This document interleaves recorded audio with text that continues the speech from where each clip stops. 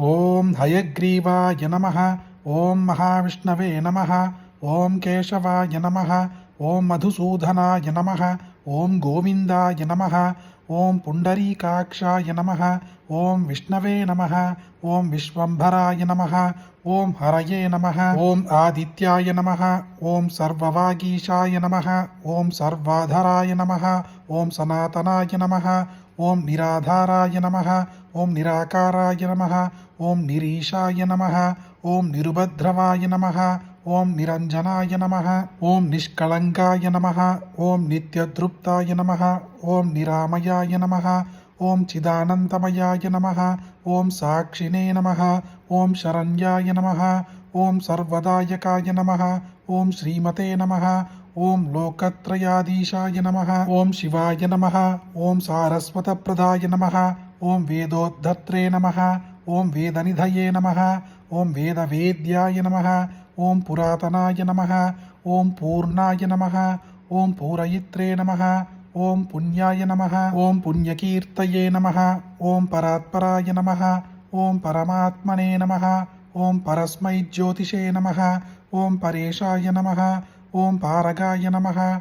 ओम पराय नमः। ओम सर्ववेदात्मकाय नमः।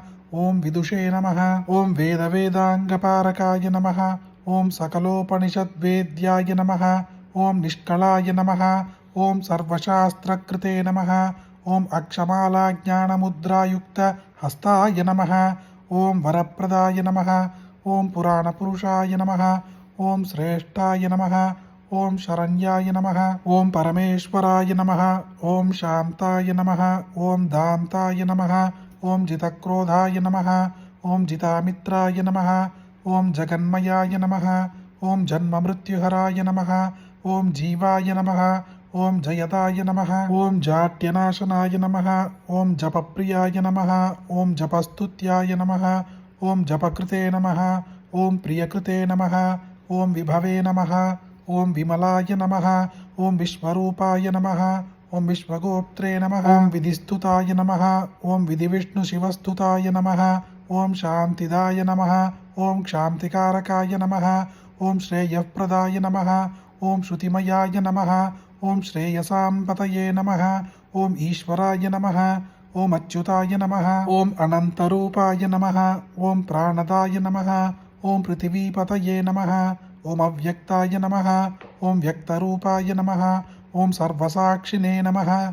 ओम दामोदराय नमः। ओम अज्ञाननाशकाय नमः। ओम ज्ञानिने नमः। ओम पूर्णचंद्रसमप्रभाय नमः। ओम ज्ञानदाय नमः। ओम वाक्पतये नमः। ओम योगिने नमः। ओम योगीशाय नमः। ओम सर्वकामदाय नमः। ओम महायोगिने नमः। ओम महामौलिने नमः। ओम मौलिनीशाय नमः। ओम श्रेयसां निधये नमः। ओम हंसाय नमः। ओम परमहंसाय नमः। ओम विश्वगोप्त्रे नमः। ओम विराजे नमः। ओम स्वराजे नमः। ओम शुद्धस्फटिकसङ्काशाय नमः। ओम जटामण्डलसंयुधाय नमः। ಓಂ ಆದಿಮಧ್ಯಾಂತರಹಿತಾಯ ನಮಃ. ಶುಭ ಸಂದೇಶ. ಇನ್ನ ಅಷ್ಟ ಐಶ್ವರ್ಯಗಳನ್ನು ಕೊಡುವ ಈ ಹಯಗ್ರೀವ ನಾಮಾವಳಿ ನೀವೊಬ್ಬರೇ ಕೇಳಿದರೆ ಸಾಕ. ನಿಮಗೆ ಗೊತ್ತಿರೋ ಎಲ್ಲರಿಗೂ ಶೇರ್ ಮಾಡಿ. ಈ ವಿಡಿಯೋಗೆ ಲೈಕ್ ಮಾಡಿ. ಮತ್ತೊಂದು ವಿಡಿಯೋದಲ್ಲಿ ಸಿಗೋಣ. ಜಯ ಜಯ ಶಂಕರ, ಹರ ಹರ ಶಂಕರ.